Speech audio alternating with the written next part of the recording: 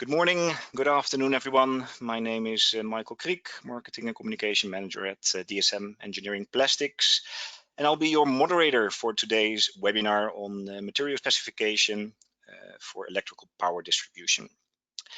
Before I give the word to our presenter, I'd like to thank you all for showing interest in this webinar.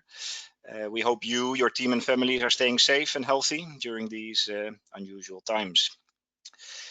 Please note that we will be hosting a Q&A at the end of this webinar, so feel free to submit any of your questions through the questions panel available on the right-hand side of your screen. Or if you're following us via the app, just click the question mark icon and submit your question there. I'll now give the floor to Rob. Please go ahead. Hello, good day to you all. My name is Rob Demandt. I'm Application Development Engineer at DSM Engineering Materials, and I will guide you through this presentation on material selection for electrical power distribution. My background is chemical engineering. I have 25 years of experience in materials-related application development projects, of which the last 15 years at DSM Engineering Materials. Here a short overview of the content of the presentation. I will touch briefly upon the applications, and then I will discuss 4 different material selections for different applications. In the current society, there is more and more energy consumed. There is more and more strain on electrical power distribution equipment due to electrical vehicle charging, solar panels, more energy consumption as a whole. As mentioned, this puts higher demands on the materials used in electrical power distribution. So there will be a higher need for high performance polymer materials for electrical housings. And as a result of this increase in electrical consumption, there is also a big increase in CO2 emissions. It would be great if we as DSM, by supplying sustainable materials, could help in reducing the CO2 emissions. So I will also touch upon the sustainable materials DSM is positioning for electrical power distribution. Here you see a general overview of electrical power distribution and how we divide it into 3 main segments. One segment is electrical installation. These are your typical wall sockets and switches. This market is mainly dominated by polystyrene, polycarbonate, and PCABS, although also some polyamide 6 and PPS is found in the internals. I will not go into more detail into this segment. Another segment is low voltage switchgear. These are your typical MCBs, RCDs, RCBOs you have in your switchboard at home. And on the right hand side, the control gear segment, more the industrial control gear for controlling electrical equipment like contactors, motor starters, and thermal relays. And how do all these electrical applications operate together? I've put it here in a very simple scheme. But on the left-hand side, the industrial distribution, where one can start with a very high current breaking air circuit breaker, a little bit lower current breaking capacity molded case circuit breaker, and then it boils down to the MCB, the RCD, motor starters, contactors, and thermal relays. It all goes down into breaking power. On the right hand side, it is more simple. In some cases also an air circuit breaker, for instance, to protect the complete apartment block, then an MCB, and then it boils down to an RCD and RCBO, the typical equipment you have in your home to protect people from hazardous electrocution, and also your equipment. The MCBs that are used in residential distribution cover a broad range of ratings, so the current it can interrupt. And in the past, a lot of different materials are qualified to use in these MCB housings. mineral filled materials, 20% glass filled materials. For the higher ratings, 30% glass filled materials like Archelon KGV6, Archelon KGV4. And this is quite a hassle in the production of our customers. Using a lot of different materials makes it not very handy. Therefore, there was a trend in the market, a need for a one-size-fits-all cost-optimized solution. This would make it much more easier to make all the ratings for residential distribution in one material. For this reason, we developed Archelon CO KGV5. It's a 25% cost-optimized polyamide 6 material. And as you can see, the mechanical profile fits more or less in between commonly used 20% glass-filled material KGV4 and KGV6. Also from our customers, we get the feedback that this mechanical profile perfectly fits the application needs of this broad range of residential circuit breakers. Of course, CO KGV5 also meets the standard requirements, this halogen-free flame retardant, glow wire, flammability index of 960, high CTI, high HDT, and UV laser markable. So this material, polyamide 6, Archelon CO KGV5, is designed for a standardized, cost-optimized mass production. If we look at the MCB in more detail, then we see that in the internals there are several regions which have different requirements. An MCB, as mentioned, needs a housing with a certain stiffness, a certain electrical performance, and a certain thermomechanical performance. So depending on the rating, we can position different materials for this MCB housing.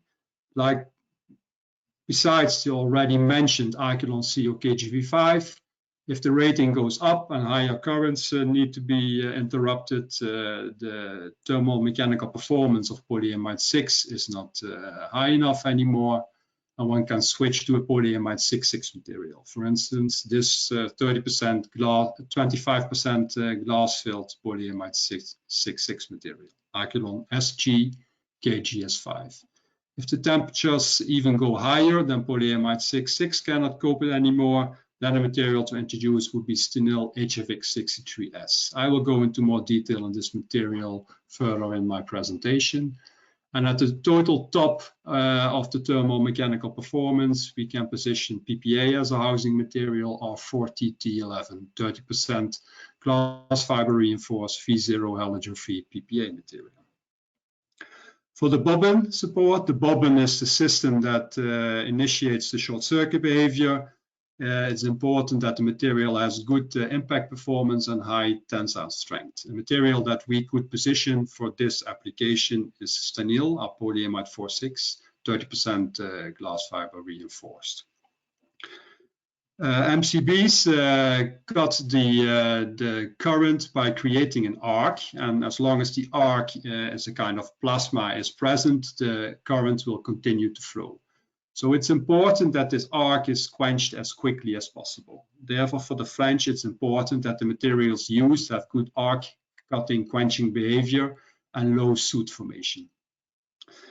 Materials we positioned for this flange are Archelon S227C, unfilled polyamide 6.6, and the material developed specially for high-end arc quenching Stanyl CR310. This material I will discuss a little bit more detail later in my presentation. The MCB internal is a complex electromechanical mechanism, and it is important that it always operates at the same forces and at the same speed.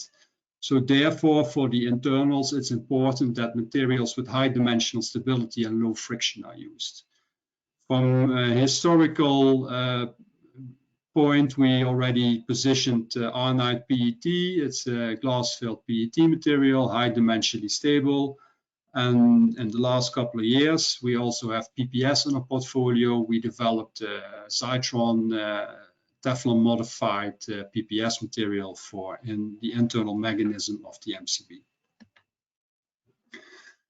Like already mentioned in my introduction, the electrical power distribution is becoming more and more complex. It's more a supply and demand situation, fine-tuning the whole electrical system,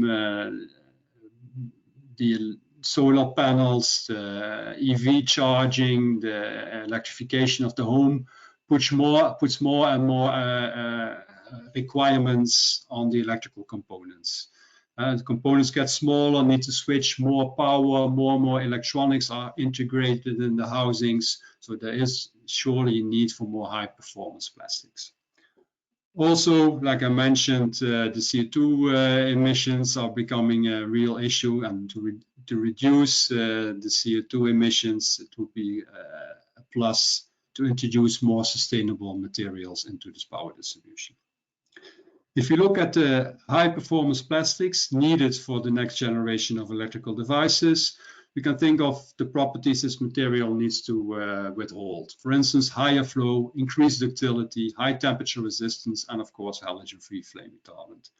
Now, if we look at the properties of this plastic, then immediately our Stanyl polyamide 4.6 fits in this property window. Stanyl polyamide 4.6, aliphatic polyamide, has been on the market already for 30 years and qualified in all kinds of automotive, electrical, and electronics applications. Mainly non-flame retardant and halogen-containing flame retardant.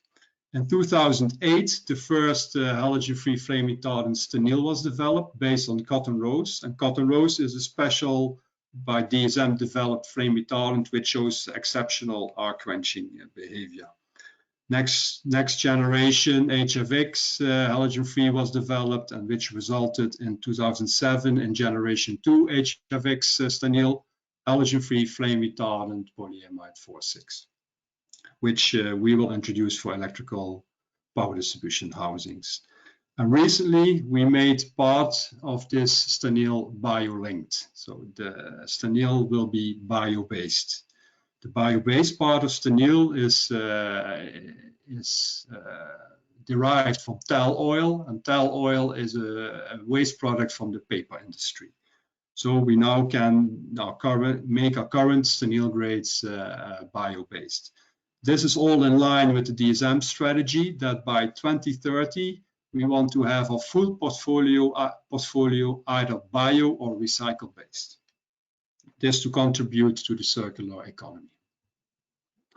If we take a material from the HFX series, the HFX 63S, it's a 35% polyamide 4.6 halogen-free material, and if we look at the property profile, the mechanical profile perfectly fits into the one required for high-end electrical housings. Material has a good V0 flammability at 0.8 millimeters, high CTI, and good short and long-term thermomechanical performance. One of the biggest advantages of using Stanyl halogen-free flame retardant is that it shows no corrosion during processing of this material. So there is no degradation of your processing equipment and no instability of your production process. If we look at Stanyl polyamide 4.6, you see that one sees that the glass transition temperature is similar to other aliphatic polyamides.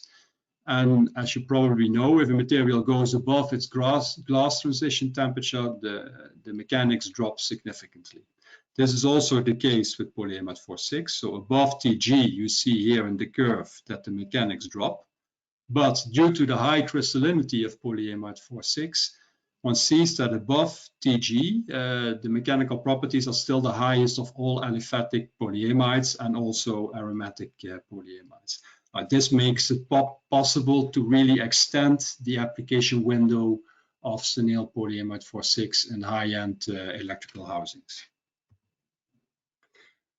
Like I mentioned, for electrical housing materials, polyamide 6.6 is used a lot, and if the current that needs to be interrupted increases, the temperatures can go higher and higher and higher, and then polyamide 6.6 doesn't work anymore. Until recently, one needed to switch immediately to a PPA type material. PPA type material is immediately a big step upward in performance, in price, but also in process stability, like I mentioned with the corrosion aspects. Material that is now positioned in between polyamide 6,6 and PPA materials is called a high temperature polyamide. Here you see again the same mechanical profile mentioned before, the tensile modulus, tensile strength, which is needed for this type of applications, with a HDT A of 250 degrees. Now, this material is qualified in all kinds of electrical housings and performs pretty well. Now, if you compare this this profile of this high temperature polyamide with our Stanyl HFX63S, you see that in a small overview, the mechanical profile pretty much matches the high temperature polyamide, and the thermomechanical profile is even better than the high temperature polyamide. You see the HDT-A is higher, 285 compared to 250, and the melting point is higher. So this means that this material meets the performance of the high temperature polyamide, but has an extended usage window due to its improved thermomechanical properties. Of course, Stanyl is not new in electrical power distribution. It has already been used for many years in all kinds of applications, like you see here, a base for an MCCB, a tripping unit, a contact holder, and arc chamber parts. The material used was mainly halogen-containing flame retardant, but it shows that in principle, the baseline properties of Stanyl polyamide 4,6, glass-filled or non-glass-filled, fit the needs in the electrical power distribution. In electrical power distribution, the MCBs and the MCCBs interrupt the current by creating an arc. I briefly touched already. This arc needs to be quenched as quickly as possible in an arc quenching chamber. As long as the arc, so the plasma is existing, current is flowing, and is inducing hazards to the downstream equipment. In the past, and nowadays still in a number of applications, BMC, so thermoset, and POM, polyamide mixtures, or polyamide is used for gas generation.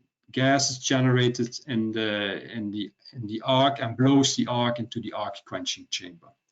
Now, we have proven that with Stanyl CR310, we have much faster arc extinguishing due to the excessive gas generation. So the arc is much faster blown into the arc quenching chamber. And even more important, in this arc quenching, we have a higher isolation resistance due to the lower carbonization. So in the short circuit operation, there's less soot formed. Soot is electrically conductive, and it can be that after a short circuit operation, there's a lot of soot inside the breaker, and that would, even when the contacts are open, there is still current flowing, inducing a downstream hazard. What have we done to prove that CR310 is the perfect solution for arc quenching in power breaking equipment? We took in test MCCB, 25 kA breaking power, 100 amps nominal, and we replaced the arc quenching chamber, which was in thermoset, by Stanyl CR310, the arc chute. So all the other components are identical. We only replaced the arc chute by Stanyl CR310. Then we did several short circuit operations and recorded the curves. On the right-hand side, you see the voltage and the current curve of such a short circuit operation. In the dark blue, you see the voltage of the CR310. For arc quenching, it's important that the arc voltage is driven up as high as possible. So you see here that the dark blue curve goes higher than the light blue curve. The light blue curve is the voltage of the thermoset. So the voltage goes higher with CR310 and makes it possible to cut the arc much easier.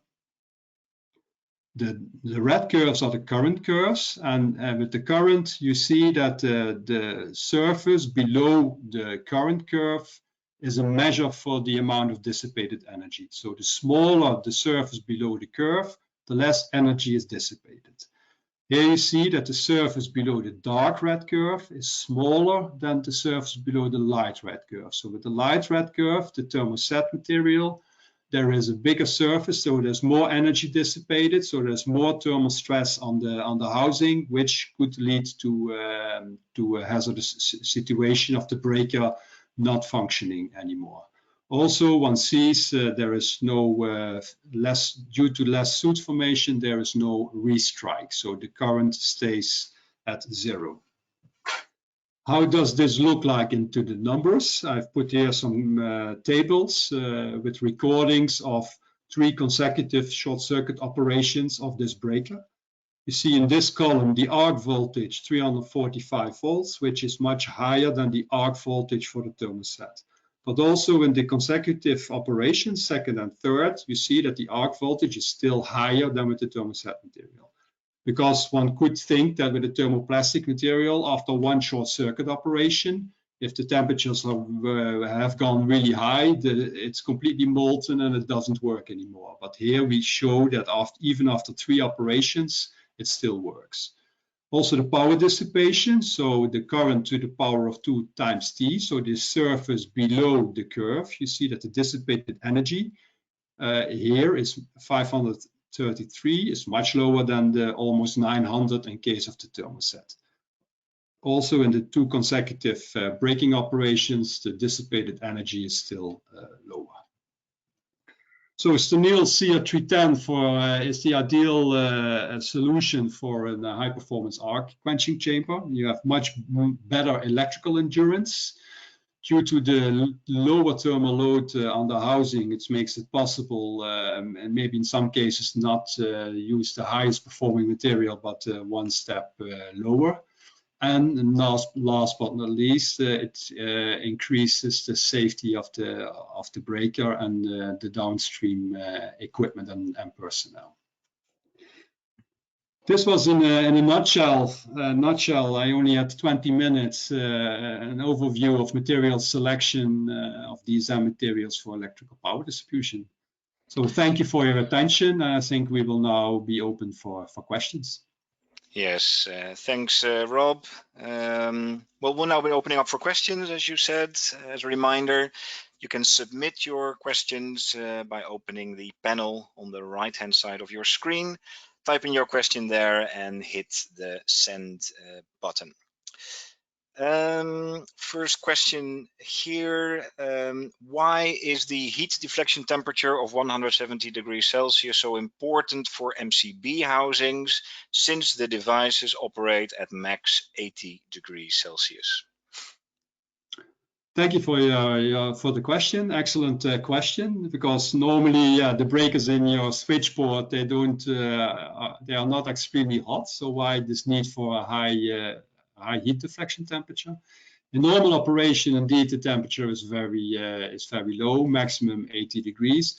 But in an overload situation where there's a lot of current flowing, the breaker can already heat up. And in a short circuit operation with the plasma generated, the temperatures can really go sky high inside the breaker. So if the HDT would be too low, then the housing would deform and the electromechanical internals would not function anymore, which could cause a real issue in the functioning of the breaker. So it would stop to function.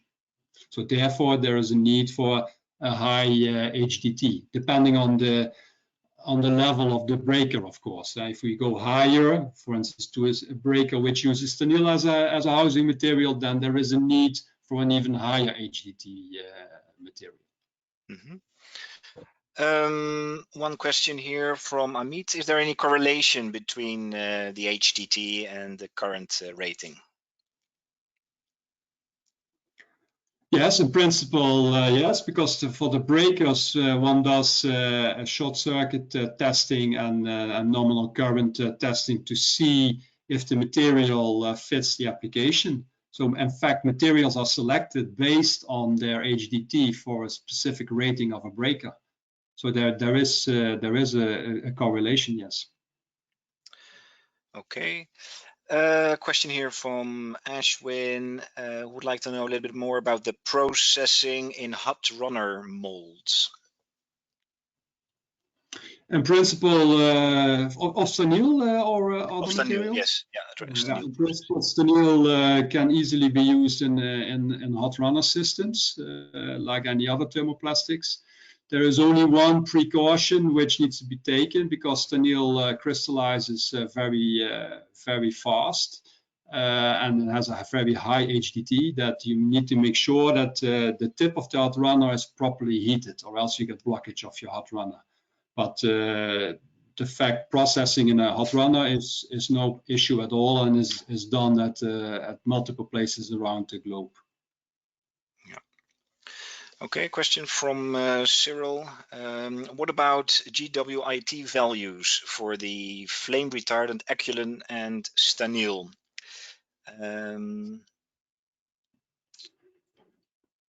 GWIT is normally not a requirement in standard electrical power distribution. The focus is glow wire flammability index 960, but the glow wire ignition temperature of, for instance, the COK-GV5 is 750 degrees, and for the Stanyl, it's even higher, but it is not really tested for these type of applications.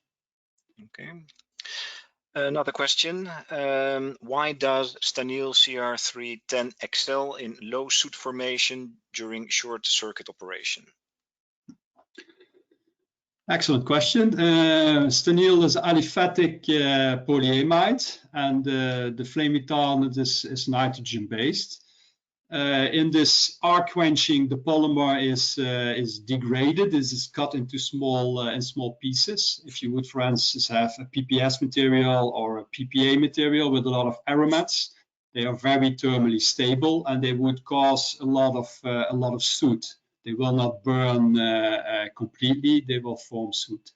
Stanyl and the special flame retardant really get degraded into very small fragments, which don't deposit anymore as soot in the breaker. They stay gaseous, and they are blown out of the breaker. So in fact, it is a kind of thermal instability, which is an advantage here. So there are no components created which deposit inside the breaker.